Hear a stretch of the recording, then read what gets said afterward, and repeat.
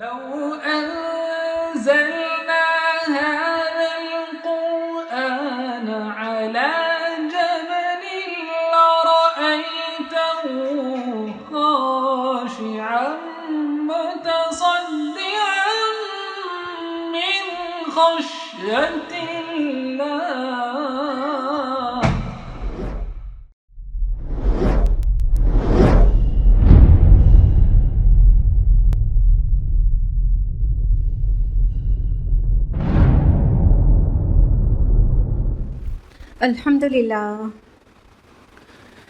الحمدللہ رب العالمین والصلاة والسلام علی رسولہ الکریم وعلی آلہ واصحابہ اجمعین. اما بعد اعوذ باللہ من الشیطان الرجیم. بسم اللہ الرحمن الرحیم. رب اشرح لی صدری ویسر لی امری واحلل عقدۃ من لسانی یفقہوا قولی. میرے عزیز سامعات، درس قرآن مجید میں آپ سب کا تہہ دل سے خیر مقدم ہے. السلام علیکم ورحمۃ اللہ وبرکاتہ. درس قرآن میں میرے ساتھ کون سی سورہ چل رہی ہے؟ جی ہاں، سورہ یاسین. بہت اہم سورہ ہے. تو لاسٹ ٹائم ہم لوگوں نے کس آیت تک تفصیل سے جانا تھا؟ جی، آیت نمبر 68 تک، اور آج ہم لوگ آیت نمبر 69 آنورڈز تفصیل سے جانیں گے انشاءاللہ. تو اللہ تعالیٰ مختلف نشانیوں کی طرف نشاندہی کرتے ہوئے لوگوں کو، کفار کو اور بالخصوص اہل مکہ کو آگاہ کر رہے ہیں کہ دیکھو تمہارا رب یہ ہے.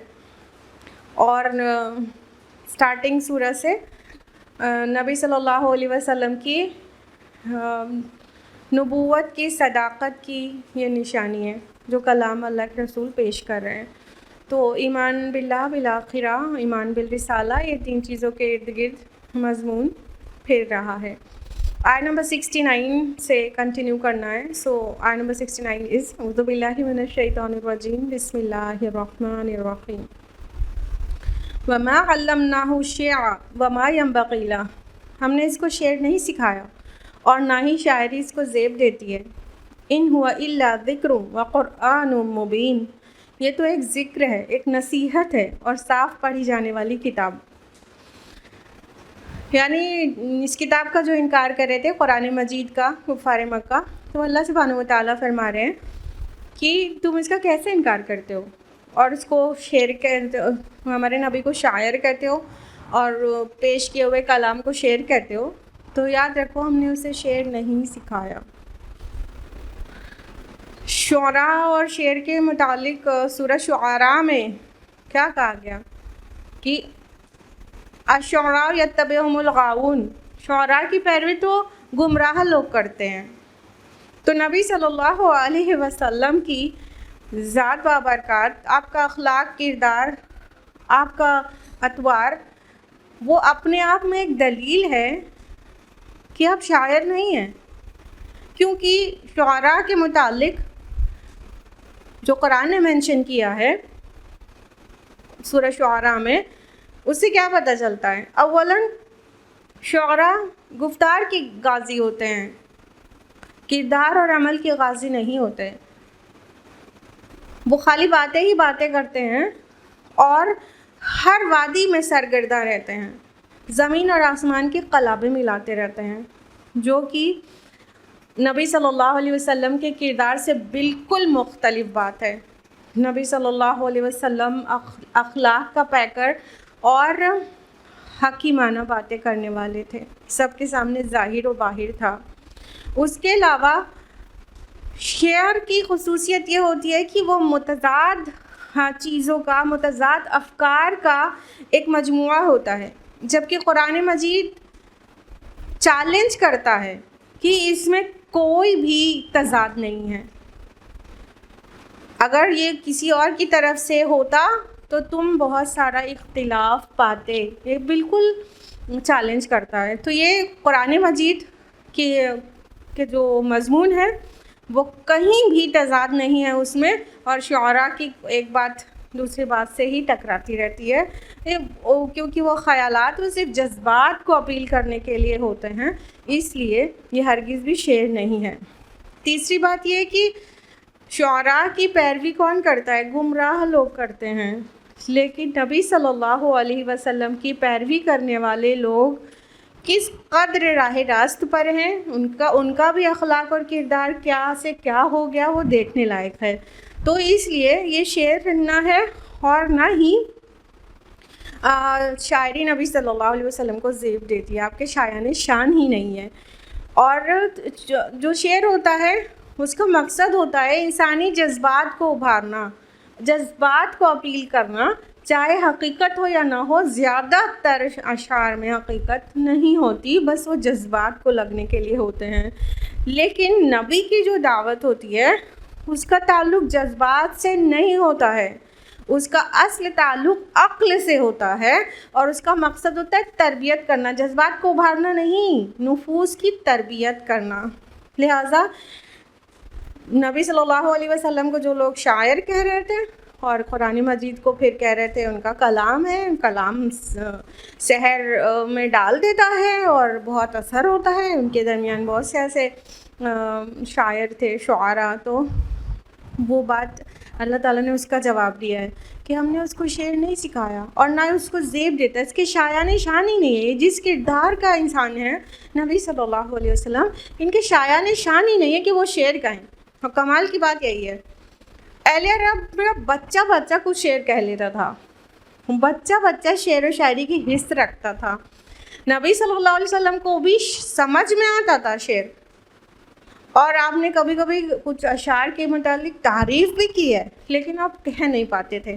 ایک مرتبہ آپ نے ایک شعر کہا اور وہ بے بہر ہو گیا، تو ابو بکر رضی اللہ عنہ نے مسکرا کر کہا کہ انا نشہد انک رسول اللہ، ہم گواہی دیتے ہیں اللہ کے رسول، آپ اللہ کے رسول ہیں، کیونکہ آپ شعر کہیں گے تو غلطی ہی کریں گے، اور انہیں کتاب اللہ کے متعلق پتہ تھا یہ نبی شاعر ہے نہیں۔ تو جب بھی شعر کہنے کی کبھی نبی صلی اللہ علیہ وسلم نے کوشش بھی کی ہے تو وہ ناکام کوشش تھی، کبھی شعر نہیں کہہ پایا آپ صلی اللہ علیہ وسلم۔ اللہ تعالیٰ نے اس راستے سے انہیں بچا کے ہی رکھا تھا۔ تو کیا پیش کیا آپ نے؟ شعر نہیں، بلکہ ایک صاف نصیحت اور ذکر۔ قرآن مجید کیا ہے؟ ذکر و قرآن مبین، ذکر ہے، یاد دہانی ہے۔ یہاں تاریخ کی یاد دہانی کرا کے تمہیں برے انجام سے بچایا جاتا ہے، یہاں صحیح چیزوں کی تمہیں یاد دہانی کرا کے تمہیں جنت تک پہنچانے کا راستہ بتایا جاتا ہے۔ تو یہ تمہاری یاد دہانی کے لیے ہے، تمہاری نصیحت کے لیے ہے، تمہارے نفوس کو پاک کرنے کے لیے، تزکیہ اور تربیت کرنے کے لیے ہے، اشعار سن کر محظوظ ہونے کے لیے اور اپنے جذبات کو بھڑکانے کے لیے نہیں ہے۔ فرمایا لِيُنذِرَ مَنْ كَانَ حَيًّا، تاکہ ہر اس شخص کو آپ خبردار کریں جو زندہ ہو، وَيَحِقَّ الْقَوْلُ عَلَى الْكَافِرِينَ، اور تاکہ انکار کرنے والوں پر حجت قائم ہو جائے۔ یعنی قرآن کا کیا اثر ہے کہ یہ اس کو خبردار کرنے کے لیے، اس کو انذار کرنے کے لیے آیا ہے، من کان حیا، جو زندہ ہو۔ قرآن مجید کس کے لیے؟ مردوں کے لیے نہیں ہے، قرآن مجید زندہ کے لیے۔ اور یہاں پر زندگی سے مراد معنوی زندگی ہے، وہ زندگی جو دل کی زندگی ہے۔ تو جس نے اپنی فطرت کو مسخ کر دیا ہے تو اس کو قرآن سے بھی کچھ نہیں ملتا ہے، لیکن جس نے اپنی فطرت کو زندہ رکھا ہے تو وہ زندہ ہے۔ جیسے ہم لوگ کہتے ہیں نا ضمیر کے مردہ ہو گئے، تو وہ موت مراد ہے، وہ زندگی مراد ہے جو ضمیر کا زندہ ہے، فطرت کا زندہ ہے، جس نے اپنی فطرت کو مٹا نہیں دیا ہے، مسخ نہیں کر دیا ہے، جس کی فطرہ پرورٹڈ نہیں ہے۔ تو یہ اس کے لیے ہے، اس کے انذار کے لیے، یعنی جو نصیحتیں ہیں اس کا فائدہ صرف وہ اٹھا پائے گا جس کے روح اور فطرت زندہ ہے۔ لیکن جو اپنے روحوں کے مقبرے ہیں تو ان کا کچھ نہیں ہو سکتا۔ اس کتاب سے بھی، اس سے بھی آپ ڈرائیں، اس سے بھی خبردار کریں تو وہ فائدہ نہیں لے گا۔ اور جو فائدہ نہیں لینے والے لوگ ہیں، جو اسٹامپ ہو چکے ہیں، جو سیل ہو چکے ہیں، ان کے لیے کیا ہے؟ یہ حجت ہے، ان پر حجت قائم ہو جائے کہ آیا تھا پیغام ان کے پاس لیکن انہوں نے نہیں مانا، انہوں نے انکار کیا اور اس صادق المصدوق ذات کی تکذیب کر دی۔ اولم یروا انا خلقنا لهم مما عملت ایدینا انعاما فهم لها مالکون، کیا یہ لوگ دیکھتے نہیں ہیں کہ ہم نے اپنے ہاتھوں کی بنائی ہوئی چیزوں میں سے ان کے لیے مویشی پیدا کیے اور اب یہ ان کے مالک ہیں۔ فرمایا اب نشانی مانگتے ہیں نا، تو یہ لو نشانی، غور کرو، پہچانو۔ فرمایا کہ کیا یہ لوگ دیکھتے نہیں ہیں کہ اللہ کے بنائے ہوئے مویشی ہیں، یہ گائے، یہ اونٹ، یہ بکری اور یہ بھیڑیں، یہ اللہ نے بنائے ہیں۔ اور یہاں پہ انداز دیکھیے، مما عملت ایدینا، جس کو ہمارے ہاتھوں نے بنایا ہے۔ اس سے ہرگز یہ مراد نہیں کہ اللہ تعالیٰ کے دو ہاتھ ہے فزیکل، بالکل بھی نہیں۔ جب کسی چیز کو اپنے سے کرنے کے لیے محاورے میں کہا جاتا ہے، استعارے میں کہا جاتا ہے، تو کیا کہا جاتا ہے؟ میں نے اپنے ہاتھوں سے بنایا ہے، مطلب یہ کام میں نے کیا ہے، ٹھیک؟ تو اللہ تعالیٰ اس میں تاکید ڈالنے کے لیے کہ یاد رکھو جو مویشی سے تم بہت طرح سے فائدہ اٹھا رہے ہو نا، وہ ہم نے بنایا ہے، اور اب کیا ہے؟ فَهُمْ لَهَا مَالِكُونَ، اب تم ان کے مالک بنے پھرتے ہو۔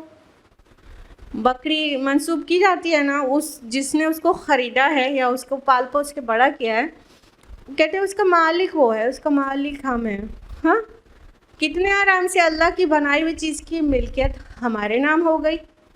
تو اللہ تعالیٰ یاد دلا رہے ہیں کہ وہ ہم نے دیا ہے تم کو، تم ایک مکھی نہیں بنا سکتے ہو، انعام کیا بناؤ گے؟ تم نہیں بنا سکتے ہو۔ سائنس ٹیکنالوجی ایڈوانس ہونے کے بعد بھی ایوری بڈی از ہیلپ لیس کہ وہ کچھ بھی کریٹ کرے without taking any natural resources, وہ کچھ بھی کریٹ نہیں کر سکتا ہے، لیونگ بینگ نہیں بنا سکتا ہے وہ تو، لیکن مالک تو بنا ہوا ہے۔ تو یہ اللہ تعالیٰ کا احسان نہیں ہے کیا؟ اللہ کی بنائی ہوئی چیز کو انسان اپنے ملک میں لیے ہوا ہے اور کہتا ہے میں اس کا مالک ہوں۔ تو اللہ تعالیٰ یاد دلا رہے ہیں، اپنے آپ تو یاد آتا نہیں، اللہ تعالیٰ یاد دلا رہے ہیں ہمارے ہاتھوں سے بنائی ہوئی چیز کے تم مالک بنے بیٹھے ہو، یہ انعام ہم نے پیدا کیے ہیں۔ پھر اس کے فائدے اللہ تعالیٰ یاد دلا رہے ہیں، وَذَلَّلْنَاهَا لَهُمْ فَمِنْهَا رَكُوبُهُمْ وَمِنْهَا يَأْكُلُونَ، ہم نے انہیں اس طرح سے تمہارے بس میں کر دیا ہے کہ ان میں سے بعض پر تم سواری کرتے ہو اور بعض کا گوشت کھاتے ہو۔ اس کے فائدے اللہ تعالیٰ گنوا رہے ہیں کہ دیکھو یہ جو انعام ہے نا جن کے تم مالک بنے بیٹھے ہو، اس کو کتنے ویز میں تم استعمال کرتے ہو، اور ہم نے ان کو تمہارے لیے سروس میں لگا دیا ہے۔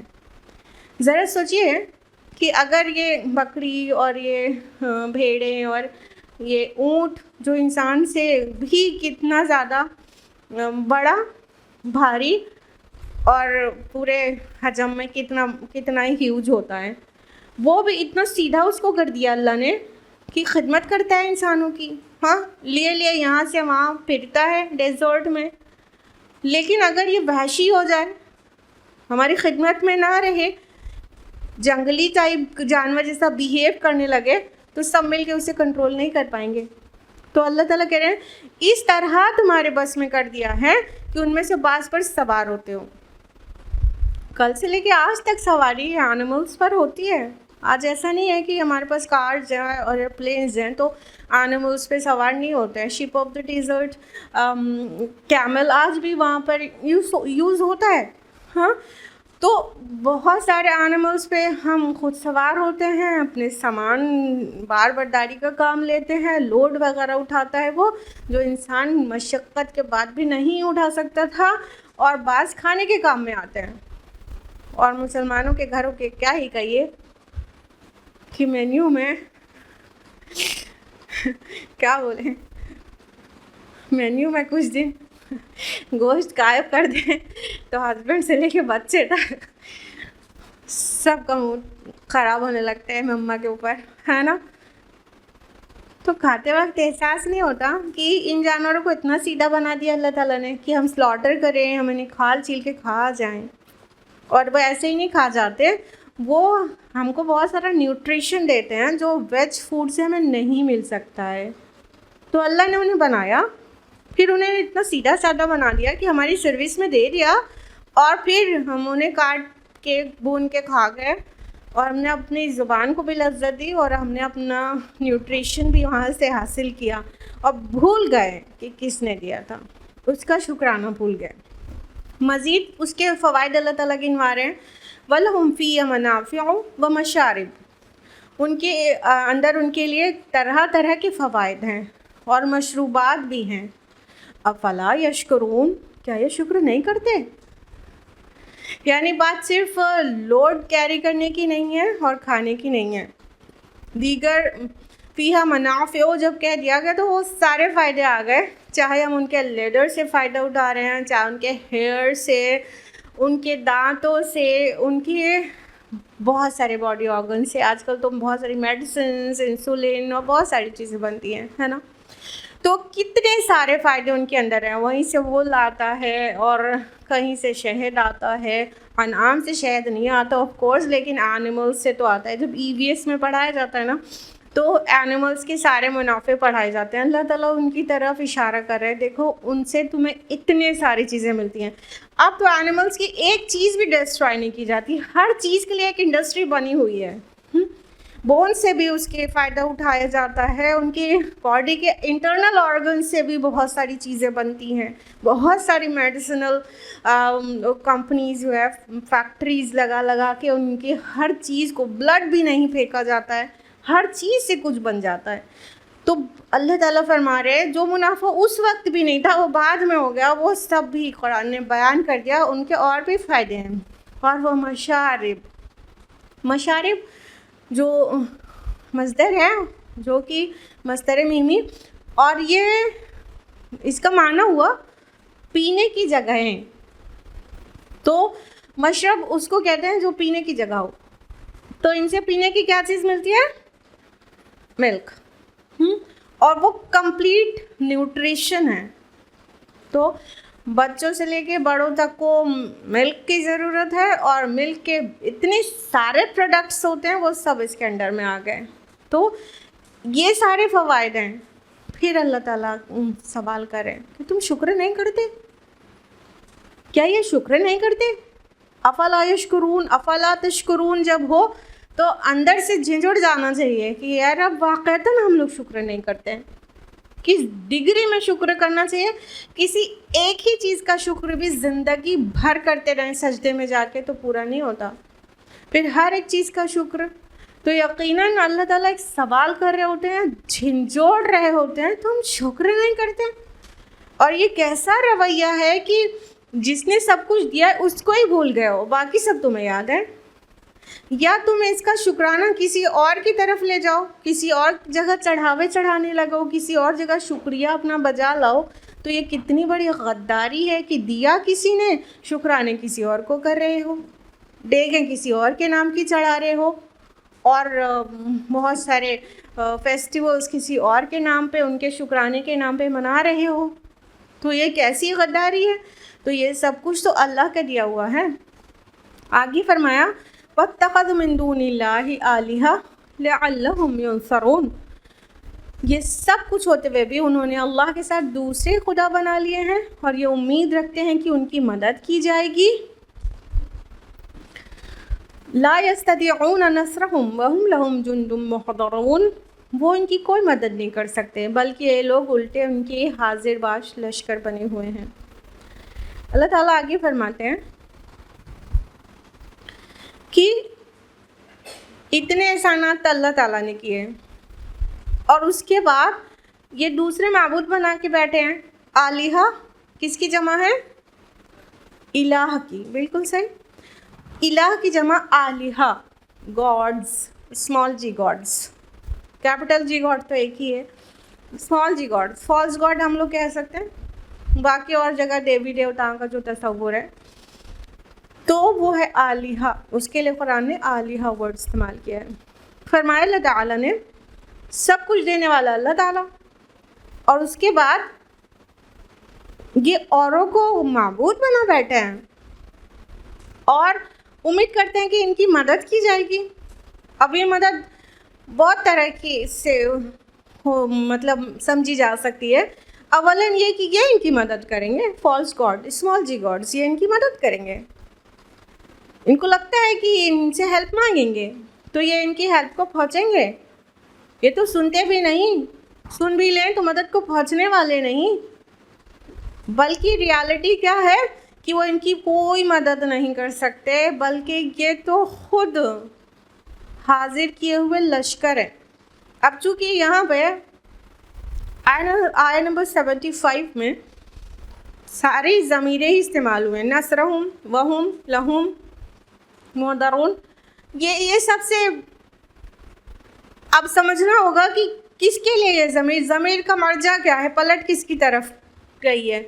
تو ایک بات تو یہ ہو گئی کہ اکارڈنگ ٹو مولانا مودودی کہ یہ جو ہیں ان کی ساری سرکار تو انہی سے چلتی ہے، یہ جو فالس گاڈز ہیں یہ تو ان کی شان تو تبھی ہے جب یہ ان کے حاضر باش بندے بنے ہیں، تبھی ان کی سرکار چل رہی ہے۔ نہیں پوچھنے والا کون ہے، وہ تو اپنی مکھی بھی نہیں اڑا سکتے، اپنی گندگی کو صاف نہیں کر سکتے ہیں۔ تو ایک تو یہ بات ہو گئی کہ یہ خود ان کا لشکر بنے ہوئے ہیں۔ یہ کون؟ جو لوگ فالس گاڈ کو ورشپ کر رہے ہیں اور انہی کے اراؤنڈ یہ پھر رہے ہیں، ان کی خود ہیلپ کر رہے ہیں۔ دوسرا، یہ ان کا لشکر حاضر باش لشکر بنے ہوئے ہیں۔ اس طرح سے بھی کہ سمجھ سکتے ہیں کہ روز آخرت یہ سارے جو معبودان باطل ہیں نا، یہ ان کے خلاف اپنے جن لوگوں نے ان کو پوجا ہے ان کے خلاف گواہی دے دیں گے کہ تم نے ہماری عبادت کی، ہم نے کب کہا تھا کہ تم ہماری عبادت کرو، اللہ کے حوالے کر دیں گے۔ اللہ پاک ان سے سمجھ لیجئے یہ تو اتنی بڑی حماقت کر کے آئے ہیں، تو یہ پوری بازی ہی پلٹ گئی۔ تو اس طرح ان کا لشکر بنے ہوئے ہیں، اس طرح سے بھی سمجھ سکتے ہیں۔ بہرحال وہ ہرگز مدد نہیں کر سکتے ہیں، بلکہ وہ خود مدد کے محتاج ہیں۔ فَلَا يَحْزُنْكَ قَوْلُهُمْ، اچھا یہ باتیں جو بنا رہے ہیں ان پر آپ رنجیدہ نہ ہو۔ إِنَّا نَعْلَمُ مَا يُسِرُّونَ وَمَا يُعْلِنُونَ، ان کی چھپی اور کھلی ہر باتوں کو ہم جانتے ہیں۔ اب اللہ تعالیٰ اپنے نبی صلی اللہ علیہ وسلم کو بہت ہی محبت سے تشفی دے رہے ہیں، تسلی دے رہے ہیں کہ ان کی بے تکی باتیں آپ کو غم میں نہ ڈالیں۔ کیوں ضروری ہے یہ تسلی دینا یا یہ چیز کو سمجھنا کہ کوئی بکواس کر رہا ہے، دعوت کے خلاف میں الزامات لگا رہا ہے، ساحر کہہ رہا ہے، کاہن کہہ رہا ہے، مفتری کہہ رہا ہے، کاذب کہہ رہا ہے، جو کچھ بھی، اس بات کو دل سے لگانا ہی نہیں چاہیے اور اس پہ غم میں نہیں پڑنا چاہیے۔ کیوں نہیں پڑنا چاہیے؟ کیونکہ ہر داعی کو، رسول کی تو شان ہی نرالی ہوتی ہے، ہر رسول کو اور چھوٹے موٹے داعی کو بھی مخالفت فیس کرنی پڑتی ہے، اور اس مخالفت کے بعد اگر انسان رنجیدہ ہو جائے تو اس کی پازیٹیو انرجی کا لاس ہوتا ہے، اور پھر وہ اس کام کو مزید اسی ایفیشنسی کے ساتھ نہیں کر سکتا ہے۔ لہٰذا ضروری ہے کہ گرد و پیش سے جو مخالفتیں ہو رہی ہیں اور جو تکذیب ہو رہی ہے اس کو اگنور کیا جائے بالکل، تبھی کوئی آگے بڑھ سکتا ہے۔ تو رسولوں کا کام ہے پیغام رسانی، لیکن چونکہ وہ ہیومن ہی ہوتے ہیں، اسی فلیش اینڈ بونس، اسی سائیکالوجی اور اسی جسم میں وہ بھی ہوتے ہیں جیسے ہم ہوتے ہیں، بشر ہی ہوتے ہیں، تو ان کے لیے ان کو تکلیف ہوتی تھی، لیکن ایک شفیق استاد کی طرح اللہ تعالیٰ بار بار تسلی تشفی دیتے ہیں کہ آپ ان کی وجہ سے غم میں نہیں پڑیں۔ تو ہر داعی کو بھی یہ سوچنا چاہیے کہ ہمیں مخالفت کرنے والوں کا غم لے کر نہیں بیٹھنا ہے، نہیں تو ہماری پازیٹیو انرجی لاس ہوگی اور ہم مزید کام ٹھیک سے نہیں کر پائیں گے۔ اور اللہ تعالیٰ اس پہ مزید تسلی یہ دیتے ہیں کہ ان کی چھپی اور کھلی سب باتوں کو ہم جانتے ہیں۔ یعنی جو حرکتیں کر رہے ہیں یہ تو ہم دیکھ لیں گے نا آخرت کے دن. دوسری بات یہ کہ کھلی باتیں یہ ہیں کہ جھوٹے ہیں، شاعر ہیں، مجنون ہیں، یہ سب کچھ سامنے کہا جا رہا ہے، کھلی بات ہو گئی. لیکن چھپی بات کیا ہے؟ چھپی بات یہ ہے کہ جب اکیلے اکیلے ہوتے تھے، دو دو ایک ایک، تو کیا کہتے تھے؟ وہ سچا ہے، وہ صحیح کہہ رہا ہے. مجنون ایسے نہیں ہوتے اور شاعر ایسے نہیں ہوتے. ہمارے دل گواہ ہیں کہ شاعر اور کاہن ایسے نہیں ہوتے. تو اللہ تعالیٰ تو جان رہے نا کہ اسی نبی کو سامنے ڈس اپروو کر رہے ہیں اور اکیلے میں اپروو کر رہے ہیں. تو اللہ تعالیٰ وہ بھی جان رہا تھا. تو اللہ تعالیٰ فرماتے ہیں آپ ان کا غم مت لیجیے. اولم یر الانسان انا خلقناہ من نطفہ، کیا انسان دیکھتا نہیں ہے کہ ہم نے اسے نطفے سے پیدا کیا؟ فَإِذَا هُوَ خَصِيمٌ مُبِينٌ، اور وہ پھر صریح جھگڑالو بن بیٹھا. اب اللہ سبحانہ تعالیٰ اپنی کچھ نشانیاں پھر دکھاتے ہیں. اب یہ بیچ میں یہ آیت کہاں سے آ گئی تھی کہ آپ کو ان کی حرکتیں غم میں نہ ڈالیں. پہلے بھی نشانیاں تھی، بعد میں بھی نشانی کنٹینیو ہو گئی. اس کا تسلسل اس طرح سے بنتا ہے کہ اے نبی، جب یہ اللہ ہی کو نہیں مان رہے ہیں، جب اپنے خالق کی تکذیب کر رہے ہیں، تو آپ کو کر دیا تو کون سی بڑی بات ہو گئی؟ جب یہ اپنے خالق کو جو سارا منعم جو ہے، ساری نعمتیں جو دے رہا ہے، اسی کا انکار کر رہے ہیں، اسی کا شکرانہ نہیں کر رہے ہیں، اسی کو نہیں مان رہے ہیں، تو اگر انہوں نے آپ کو بھی ماننے سے انکار کر دیا یا آپ کو جھوٹا قرار دے دیا تو کون سی بڑی بات ہو گئی؟ فرمایا کہ کیا انسان دیکھتا نہیں ہے کہ ہم نے اسے نطفے سے پیدا کیا، پھر وہ اتنا جھگڑالو ہو گیا. یعنی انسان کو اپنی پیدائش یاد رہنا کہ اس کی پیدائش کی جو بگننگ ہے وہ ہوئی کیسے ہے، تو وہ اس کی ساری اکڑ جو ہے زیرو ہو جائے، زندگی بھر وہ عاجزی اور انکساری کے ساتھ جیے، ہے نا. کس سے پیدا ہوا؟ نطفے سے، حقیر پانی کی بوند سے، ایک سنگل سیل سے جو مائکروسکوپک تھی، کچھ بھی نہیں تھا، دکھ بھی نہیں رہا تھا، اس سے پیدا کیا اللہ تعالیٰ نے. ایک سیل سے پیدا کیا، مائکروسکوپک سیل، بہت ہی چھوٹی. اور جب اس کو اللہ کی قدرت کا نمونہ ہے کہ وہ گریجولی گرو کر کے ڈیولپ ہو کے کیسا انسان آل ٹوگیدر ڈفرینٹ انسان بن گیا. لیکن تب بھی جب وہ دنیا میں آیا تھا اپنی ماں کے پیٹ سے نکل کے، تب بھی کیا تھا؟ nothing more than a lump of flesh. اسے سینچا نہیں جاتا تو بڑا نہیں ہوتا. تو ایک گوشت کا ایک ٹکڑا بن کے زندگی شروع کی، پھر اس کے بعد وہ اللہ تعالیٰ کی قدرت سے اور اللہ تعالیٰ کے دیے ہوئے نعمتوں کو استعمال کر کے وہ نرش ہو کر وہ اتنا بڑا ہوا. اور جب بڑا ہوا، جب اس کی جسم میں طاقت آئی، تو اب اللہ ہی کے نام پر جھگڑا کرتا ہے، اللہ کا ہی انکار کرنے لگتا ہے. اتنا عقل مند ہو گیا. یہ پیدا کیا کس نے کیا تھا؟ اس کا برین کو ایک جرثومے سے ہی تو آیا تھا، ایک سنگل سیل سے. اسی سے برین بھی بنا تھا، اسی سے ہارٹ بھی بنا تھا، اسی سے اس کے باڈی آرگنز ادر بھی بنے تھے. اور اللہ ہی کا انکار کرنے لگا، جس نے اسے پیدا کیا اور جس نے اسے زندگی میں ضرورت جو پیش آئے گی ان سب چیزوں کو پیدا کیا اور اس کی خدمت میں لگا دیا، اس کے لیے مسخر کر دیا سب کو. اسی کے بارے میں جھگڑا کرنے لگا، اسی کا انکار کرنے لگا. ذرا تصور کیجیے، بہت بڑی بات ہے. اگر انسان سوچے تو یہ بہت بڑی بات ہے کہ اللہ تعالیٰ کہہ رہے ہیں تم نے نطفے سے پیدا کیا. پوری انسانی برادری کو کہہ رہے ہیں اولم یر الانسان انا خلقناہ. کیا انسان دیکھتا نہیں ہے؟ جب انداز یہ رہتا ہے کہ اولم یرو، تو یہ حقارت کے لیے بھی ہوتا ہے. کیا دیکھتا نہیں ہے؟ دیکھتا نہیں ہے انسان. یہ نہیں کہا جا رہا ہے کہ آنکھیں بندے وہ دیکھ نہیں رہا ہے، یہ نہیں ہے نا انداز. یہ انتہائی تذلیل والا انداز ہے. کیا انسان دیکھتا نہیں ہے؟ یعنی جس کو رف لینگویج میں انسان کہتے ہیں اس کی آنکھیں پھوٹ گئی ہیں، اسے دکھائی نہیں دے رہا ہے. کسی کی تذلیل کرنا ہوتا ہے تو یہ کہتے ہیں. اللہ تعالیٰ کا کیا ہے, دیکھتا نہیں ہے انسان کہ کس چیز سے پیدا کیا, پھر وہ جھگڑالو بن گیا. اب اس کے پاس طاقت آ گئی تو جھگڑا ہی کرے گا کہ نو دیر از نو گاڈ, گاڈ ایگزسٹ ہی نہیں کرتا. اب وہ اس بات پہ جھگڑا کرے گا. اتنی طاقت آ گئی اس کی, اتنا دماغ میں آ گیا اس کے پاس, جھگڑا کر رہا ہے, ہمارے بارے میں جھگڑا کر رہا ہے. فرمایا وَضَرَبَ لَنَا مَثَلًا وَنَسِيَ خَلْقًا, اب وہ ہم پر مثالیں چسپاں کرتا ہے اور اپنی پیدائش کو بھول جاتا ہے. قَالَ مَنْ يُحْيِي الْعِظَامَ وَهِيَ رَمِيمٌ, اور کہتا ہے کون ان ہڈیوں کو زندہ کرے گا جبکہ وہ بوسیدہ ہو چکی ہوں. اب کیا کر رہا ہے وہ؟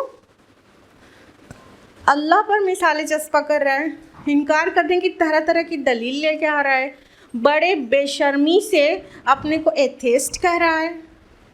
کوئی حیا نہیں ہے اس کو یہ بات کہنے میں کہ no I don't believe in god, I am an atheist.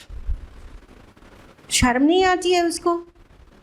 بھول گیا ہے وہ اپنی پیدائش کو کہ کیا سنگل سیلڈ جب تھا, جب وہ ایک اسپرم اور اووم تھا, ایک زائگوٹ تھا, تو کسی کے بس میں تھا کہ وہ اسے انسان بنا دے.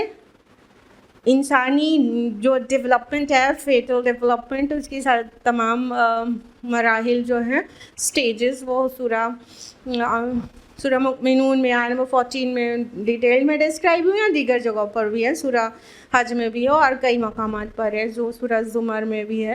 تو یہ سارے جو مراحل سے گزرا ہے وہ کیسے بھول گیا کہ اس کو پیدا کرنے والا کوئی ہے اور سارا سسٹمیٹک وے میں وہ چیزیں چلا رہا ہے, تب جا کے کوئی پیدا ہوا ہے. تو اور ان اسٹیجز میں اتنے مختلف اسٹرکچر سے گزرتا ہے انسان, اور پھر بالکل مختلف خلقت میں پیدا ہو کے بیوٹیفل بیبی بن کے باہر آ جاتا ہے. تو اس میں کیا نشانیاں نہیں ہیں؟ کیسی نشانی مانگتا ہے؟ اور اللہ کے نام پہ مثالیں چسپاں کر رہا ہے, اپنی پیدائش کو بھول گیا اور کہتا ہے ان ہڈیوں کو کون زندہ کرے گا جب بوسیدہ ہو چکی ہوں. اس کا شان نزول یہ ہے کہ ایک کافر گیا قبرستان میں اور بہت پرانی ہڈی ایک لے کر آ گیا اور اس کو ایسے ہی چور کر کے اس کو ہوا میں اڑا دیا. اب پھر کہنے لگا کہ ان ہڈیوں کو کون زندہ کرے گا جب اتنی بوسیدہ ہو چکی ہوں. اللہ کے نبی پر تمسخر کرنا چاہتا تھا اور وہ اپنی لاجک سے یہ دکھانا چاہتا تھا کہ یہ پاسبل ہی نہیں ہے کہ ان ہڈیوں کو جو بوسیدہ ہوئی اور یہ دیکھیں ہم نے اڑا کے رکھ دیا, اب اس کے ذرات ہوا میں بکھر گئے, اب وہ کہاں کہاں چلا گیا, اب وہ بچا ہی نہیں, اسے کیسے دوبارہ بنا دیا جائے گا. تو یہ آیت نازل ہو گئی. جواب آیا قل, اے نبی کہہ دیجئے, یحییھا الذی انشأھا اول مرہ, انہیں وہی زندہ کرے گا جس نے اسے پہلی بار پیدا کیا تھا. وَهُوَ بِكُلِّ خَلْقٍ عَلِيمٌ, اور وہ تخلیق کا ہر کام جانتا ہے, وہ اپنی پیدائش سے پورا باخبر ہے. کیا جواب دیا؟ کہ وہ زندہ کرے گا جس نے پہلی بار پیدا کیا تھا. تم لاجک کی بات کرتے ہو, تمہاری لاجک کدھر جا رہی ہے؟ جب آؤٹ آف نتھنگ کسی نے کسی کو کریٹ کر دیا ہے تو پھر وہ کریٹ ہونے کے بعد اسے ریکریٹ کیوں نہیں کر سکتا, ریزریکشن کیوں نہیں کر سکتا؟ کوئی چیز پہلی بار بنانا مشکل ہوتی ہے, دوسری بار تو بہت آسان ہوتی ہے, یہ لاجیکل بات ہے. تو پہلی بار جس نے بنا دیا وہ بھی ابداع جس کے لیے possible who, out of nothing he created man, تو پھر کسی چیز سے پھر دوبارہ بنا دینا اٹس نتھنگ گریٹ. لاجک یہ ہے کہ اللہ تعالیٰ نے تو آسمان اور زمین کو جس کی تخلیق زیادہ ڈیفیکلٹ کام ہے تم سے زیادہ اس کو بنا دیا ہے. سورہ غافر کے آیت نمبر 57 میں یہ دلیل دی گئی ہے کہ آسمان اور زمین کی پیدائش لوگوں کی پیدائش سے زیادہ مشکل کام ہے. تو یہ پورے ہورائزن میں دیکھتے ہو, تم پوری کائنات میں اسپیس میں دیکھتے ہو, کیا کچھ نہیں بنا دیا گیا. جو ذات وہ بنا سکتی ہے وہ تمہارا ریزریکشن نہیں کر سکتی. تو لاجک کی بات کرو گے تو لاجک یہ ہے کہ بغیر کسی چیز کے کوئی چیز بنا دینا تو بالکل ممکن محسوس نہیں ہوتا، لیکن اللہ کی ذات وہ ذات ہے کہ out of nothing he created you. تو پھر تمہاری یہ جو ہڈیاں ہیں چورا چورا ہے، ہوا میں بکھر گئی، آگ کے حوالے ہو گئی، پانی میں غائب ہو گئی، سب ایک دم منتشر ہو گئے. تو اللہ تعالیٰ کہہ رہا ہے وَهُوَ بِكُلِّ خَلْقٍ عَلِيمٌ، وہ اپنی تخلیق سے پوری طرح باخبر ہے کون سا ایٹم کہاں ہے، اور وہ ایٹمز کو جمع کر کے پھر سے بنا دے. It is quite easy for ہم، اس کے لیے کوئی بھی بڑی بات نہیں ہے. وہ جانتا ہے کہ تمہاری باڈی کے کون سا ایلیمنٹ ریلیز ہو کے کہاں گیا ہے، وہ کہیں نہیں جاتا ہے، وہ اللہ کے علم میں ہے.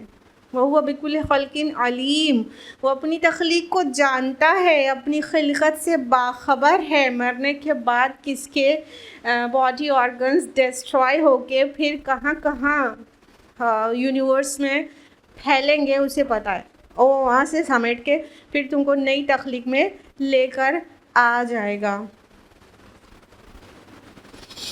الذی جعل لکم من الشجر الاخضر نارا فاذا انتم منہ توقدون، وہی ہے جس نے تمہارے لیے ہرے بھرے درخت سے آگ پیدا کر دی اور تم اس سے اپنے چولہے روشن کرتے ہو.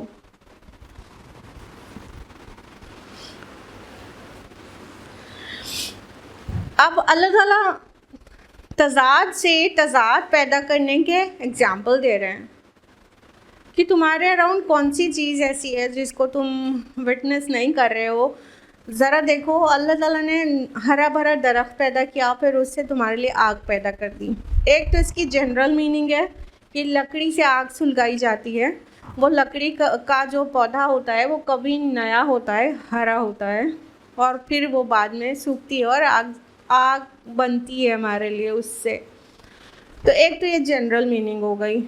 دوسری اسپیسیفک میننگ ہو گئی کہ عرب میں پہلے تو تھا ہی، اب اگر کم ہوگا تو ابھی بھی ان کے جنگلات میں ہوگا. ایسے ہرے درخت ہوتے تھے جس سے آگ پیدا ہوتی تھی.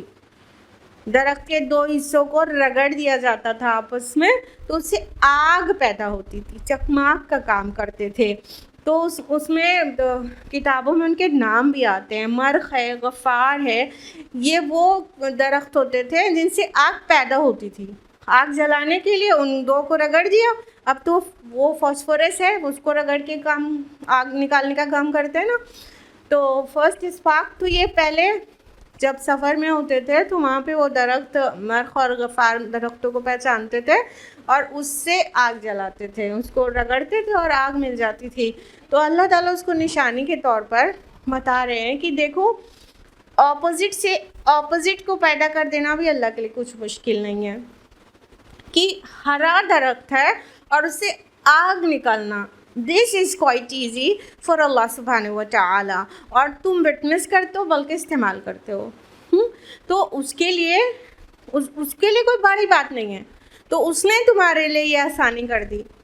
اور اگر آگ کو پیدا کرنے پہلی بار پیدا نہیں کرایا جا سکے تو پھر بڑی بڑی آگ جلا کے بہت سارے جو کام کرتے ہیں وہ کچھ بھی نہیں. پہلی بار بھی تو آگ پیدا کرنے کا کوئی ہمارے پاس سورس ہونا چاہیے نا.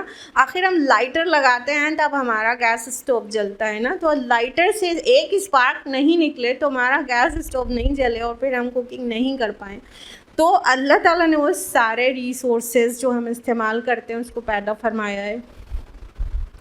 اولیس الذی خلق السماوات والارض بقادر علی ان یخلق مثلہم، کیا وہ جس نے آسمان اور زمین کو پیدا کیا اس پر قادر نہیں ہے کہ ان جیسوں کو پیدا کر سکے؟ بلا، کیوں نہیں. وہو الخلاق العلیم، جبکہ وہ ماہر خلاق ہے. اب اللہ تعالیٰ پھر سے اس بات کا جواب دے رہے ہیں کہ کیا جس نے آسمانوں اور زمین کو پیدا کر دیا یہ ان سے بہت بڑے ہیں اور بہت عظیم ہیں، ان کو پیدا کر دیا تو اس کے لیے کیا مشکل ہے کہ ان کا ریزریکشن ہو جائے، ان کو پھر سے پیدا کر دے، ان کو جلا اٹھائے، معاد ہو، ان کا سوال و جواب ہوئی. اس کے لیے کیا مشکل ہے جس نے آسمانوں کو اور زمین کو پیدا کر دیا. تھوڑا سا اب سائنس ٹیکنالوجی ایڈوانس ہو رہی ہے تو آپ اسٹرانومی کا علم کچھ رکھیں تو بہت مزہ آئے گا. ہم آپ کو پرسنلی ریکمینڈ کر رہے ہیں. Astronomy day by day advance ہوتی جا رہی ہے, نئے نئے ریسرچز ہو رہے ہیں اور نئی نئی چیزوں کا پتہ چل رہا ہے. چونکہ ایسٹرانومی قرآن میں سب سے زیادہ مینشنڈ برانچ آف سائنس ہے. تو آپ دیکھیے جتنا زیادہ آپ کو اسپیس کا علم ہوتا جائے گا, اللہ کی عظمت آپ کے دل میں ایسے گھر کرتی جائے گی انشاءاللہ. تو اب یہاں پہ صرف ایک اشارہ اور حوالہ ہے کہ اللہ نے تو آسمان اور زمین کو پیدا کر دیا, تو وہ آسمانوں کی وسعت اور وہ ان کی عظمت, وہ سب چیزیں جب تھوڑا پتہ چلے گی نا تو ظاہر ہے کہ اس کے خالق کی عظمت کا پتہ چلے گا. تو انسانوں کو پھر سے پیدا کر دینا کون سی بڑی بات ہے. اب یہاں پہ جو لفظ آیا ان یخلق مثلہم, کہ پیدا کر دے ان کے مثل, ان کے جیسے, یہ نہیں کہا انہیں کو پیدا کر دے, ان کے جیسے پیدا کرتے کہا. تو کیا مطلب ہے اس کا؟ کئی اور مطالب کے ساتھ یہ مطلب ضرور ہے کہ دنیا میں ہم جس طرح ہیں, آخرت میں جب ہمارا ریزریکشن ہوگا تو ایکچولی ہماری باڈی ایگزیکٹ یہی باڈی نہیں ہوگی, اس کے جیسی ہوگی, اس کے مثل ہوگی. کئی حدیث آپ نے پڑھ رکھی ہوگی کہ کتنی وسعت ہو جائے گی اسکن میں, اور کس کس کس لئیم و شئیم باڈی دے دی جائے گی. تو وہ باڈی مختلف ہوگی لیکن اس کے جیسی ضرور ہوگی. تو ایک ایک داڑھ, ایک ایک دانت بہت پہاڑ کے برابر ہوں گے. ذرا سوچیے ابھی کسی کا دانت بہت پہاڑ کے برابر ہے تو مثل اس کے باڈی دی جائے گی. ان یخلق مثل, ان کے مثل پیدا کر دیں. ہمارے کانسٹیٹیوئنٹس اللہ تعالیٰ لے گا نہیں لے گا, کتنے لے گا, وہ سب اپنی بحث کا موضوع نہیں ہے. لیکن ہاں وہ انسان وہی رہے گا, اسے دنیا کی لائف یاد رہے گی, جو کرتوت کر کے آیا اسے سب یاد رہے گا. اور اس کی باڈی ایسی نہیں ہوگی, بہت بڑی ہو جائے گی. تو مثل ہوگی, اس کے جیسی ہوگی, ایگزیکٹ یہی باڈی نہیں مل جائے گی دوبارہ. تو فرمایا اٹس کوائٹ ایزی فار اللہ سبحانہ و تعالیٰ. اور پھر فرمایا وَهُوَ الْخَلَّاقُ الْعَلِيمُ. اوپر 2 آیت پہلے یہ بات آ چکی تھی, وَهُوَ بِكُلِّ خَلْقٍ عَلِيمٌ. اب یہاں خلاق ورڈ کے ساتھ علیم ورڈ آ گیا. خلاق مبالغے کا صیغہ ہے, بہت ہی ماہر پیدا کرنے والا, بہت ہی ایکسپرٹ, بہت زیادہ ایکسپرٹ, جو پیدا کرنے میں ایکسپرٹ ہے, اور علیم علم رکھنے والا. اللہ جانتا ہے کس کو کیسے پیدا کرنا ہے. پھر سے بہت ہی ایکسپرٹ ہے وہ اپنی تخلیق میں, اس لیے اس کے لیے کوئی بڑی بات نہیں ہے کہ تم کو پھر سے پیدا کر دیں. اتنے ایمفیسس کے ساتھ ہم کو اللہ تعالیٰ کی پہچان کرائی جا رہی ہے اور آخرت پر ایمان کی دعوت دی جا رہی ہے. کس کے فائدے کے لیے؟ اللہ تعالیٰ کو کوئی فائدہ ہے؟ ہم سب ایمان لے آئیں تو اللہ کی حکومت میں کچھ بڑھوتری ہو جاتی ہے. ہم سب انکار کر دیں تو اللہ کی جو ملکیت ہے اس میں کچھ کٹوتی ہو جاتی ہے. Course not. یہ سب ہمارے لیے, ہمارا رب ہم سے بہت محبت کرتا ہے اور چاہتا ہے کہ سب ہدایت اور صراط مستقیم پر آ جائیں اور آگ سے بچ جائیں. تو اتنے آرگیومنٹس اس لیے. کبھی آپ نے غور کیا ہے کوئی بہت پاورفل انسان کسی کے ساتھ کبھی آرگیومنٹ نہیں کرتا. کوئی اس کا انکار کرے, اس کے اوپر الزام لگائے تو اس کو جواب نہیں دیتا رہتا, بلکہ حقارت سے اسے چھوڑ دیتا ہے کہ تمہاری پرواہ کون کرتا ہے, تم بکتے رہو. لیکن اللہ تعالیٰ ایسے نہیں کرتے. بندہ اللہ کا انکار کر رہا ہے, اللہ کی کتاب اس کی وحی کو شاعر کہہ رہا ہے, لیکن اللہ تعالیٰ اسے جواب دیے جا رہے ہیں, اسے سمجھائے جا رہے ہیں, اس کے نصیحت کیے جا رہے ہیں, اس کو یاد دہانی کرائے جا رہے ہیں, جبکہ اس کا تو کچھ بگڑ ہی نہیں رہا ہے ہمارے انکار سے. اس کو کیا پڑی ہے؟ وَهُوَ الْغَنِيُّ الْحَمِيدُ. وہ تو غنی ہے, وہ تو سب تعریفوں والا ہے, اپنے آپ میں سب تعریفوں سے متصف ہے. اسے ہمارے حمد و ثنا کی ضرورت نہیں, ہمارے ایمان کی ضرورت نہیں ہے. پھر بھی سمجھایا جا رہا ہے. تو ایک انسان جو تھوڑا سا بڑا ہوا اور تو دوسرے انسان اس کو انکار کرے، اس کو بالکل خاطر میں نہیں لیتا ہے، اور اللہ تعالیٰ کو کوئی پرواہ نہیں ہے ہماری، لیکن پھر بھی ہم کو سمجھایا جا رہا ہے۔ تو یہ سارے دلائل اللہ تعالیٰ کی محبت پہ دال ہیں، اس کی دلالت کرتے ہیں کہ اللہ ہم کو کتنا چاہتا ہے، ہمیں نقصان سے بچانا چاہتا ہے۔ انما امرہ اذا اراد شیئا ان یقول له کن فیکون۔ تو وہ جب کسی چیز کا ارادہ کرتا ہے تو اس کا کام بس یہ ہوتا ہے کہ حکم دے ہو جا، اور وہ ہو جاتی ہے۔ یعنی تم اپنے سائنس لگا رہے ہو نا، یہ کیسے ہو سکتا ہے؟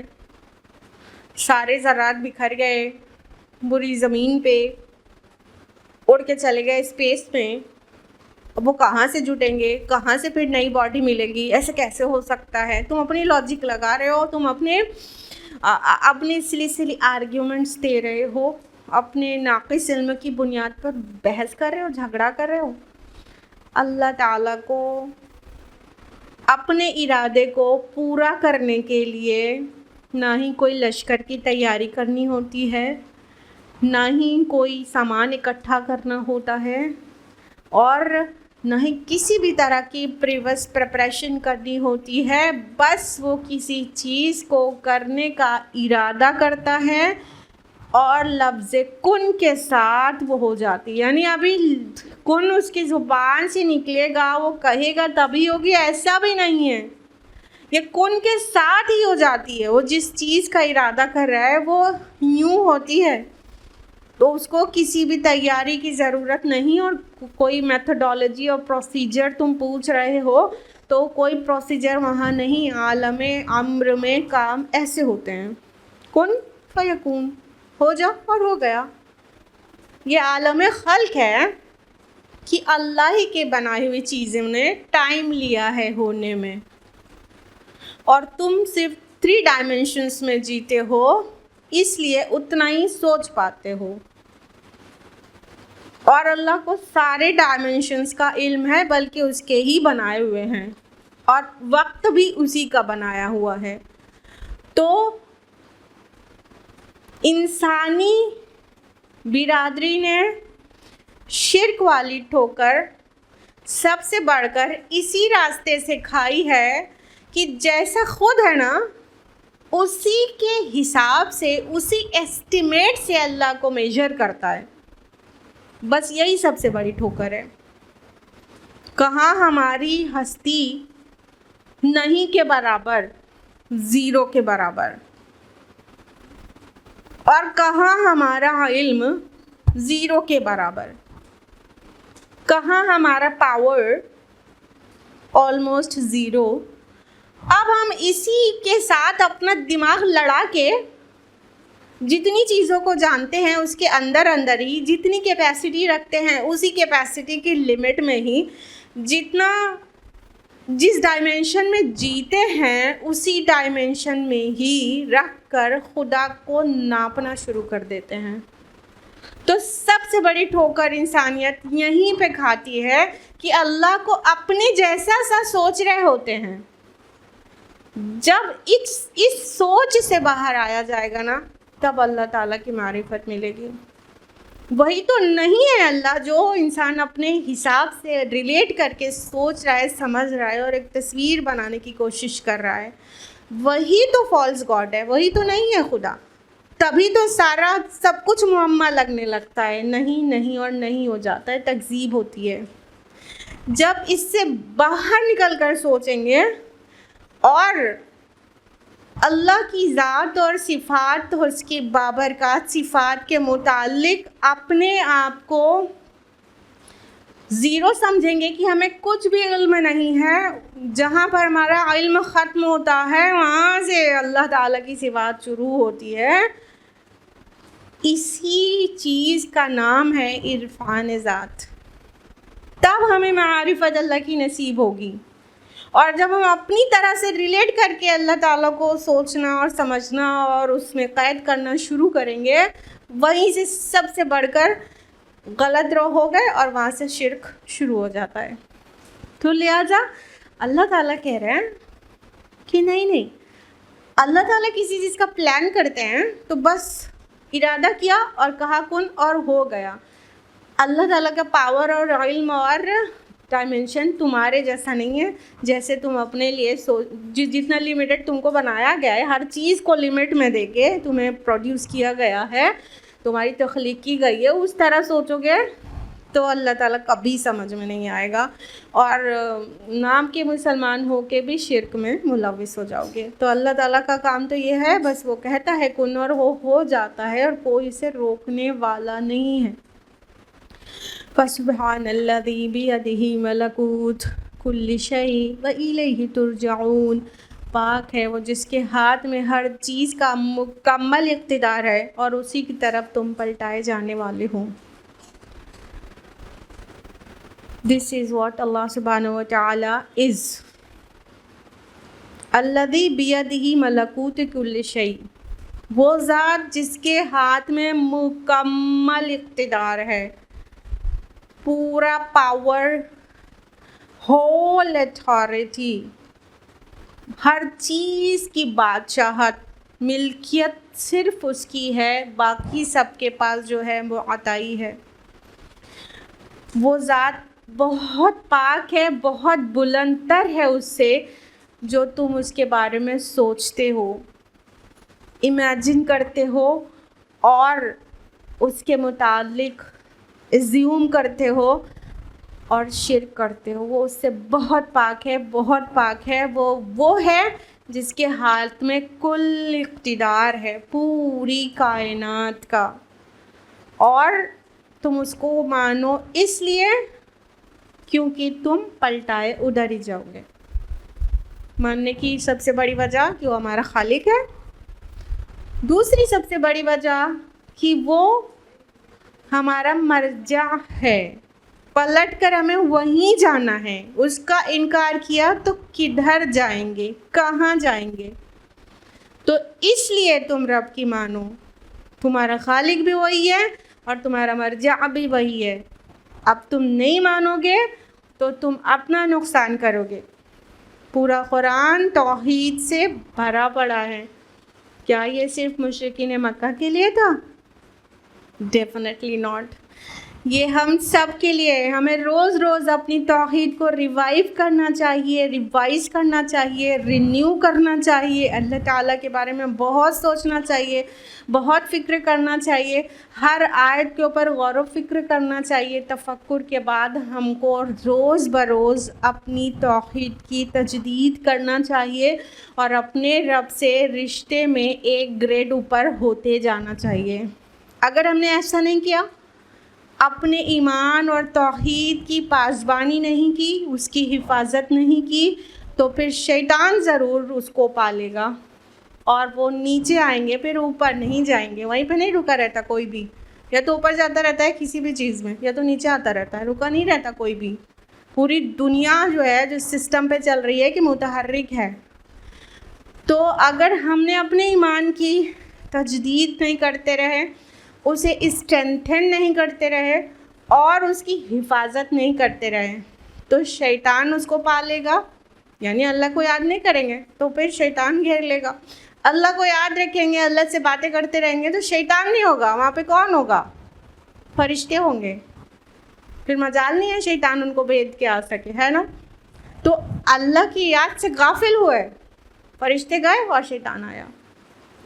تو ہمیں روز روز اللہ تعالیٰ کے بارے میں سوچنا چاہیے، فکر کرنا چاہیے، تفکر کرنا چاہیے اور اپنے رب سے اپنا رشتہ استوار کرنا چاہیے. یہ سوال روز کھڑا رکھیے کہ قرآن میں اتنی زیادہ توحید کی بات کیوں کر ہے؟ تو کیا صرف مشرکین مکہ کے لیے تھی؟